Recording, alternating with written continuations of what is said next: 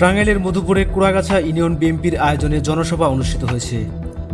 সোমবার বিকেলে উপজেলার কুড়াগাছা ইউনিয়ন বিএনপির আয়োজনে পিরোজপুর বাজার ঈদগাহ মাঠে এ জনসভা অনুষ্ঠিত হয়।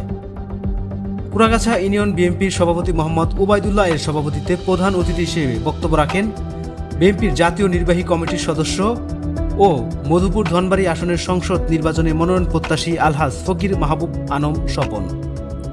কুড়াগাছা ইউনিয়ন বিএনপির সাধারণ সম্পাদক রবিউল ইসলামের সঞ্চালনায় বিশেষ অতিথি হিসেবে উপস্থিত হয়ে বক্তব্য রাখেন মধুপুর উপজেলা বিএনপির সভাপতি জাকির হোসেন সরকার, পৌর বিএনপির সভাপতি খুররম খান ইউসুফ, উপজেলা বিএনপির সাধারণ সম্পাদক নাসির উদ্দিন, পৌর বিএনপির সাধারণ সম্পাদক খন্দকার মোতালেফ হোসেন, উপজেলা বিএনপির সিনিয়র সহসভাপতি এম এ রতন হায়দার ও সহসভাপতি মোহাম্মদ আনোয়ার হোসেন, পৌর বিএনপির সহসভাপতি লিলি সরকার, মধুপুর কলেজ শাখার আহ্বায়ক মিজানুল রহমান খান প্রমুখ।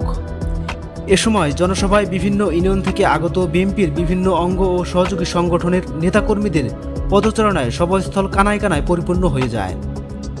স্বাধীনতা টিভি বাংলা নিউজ ডেস্ক।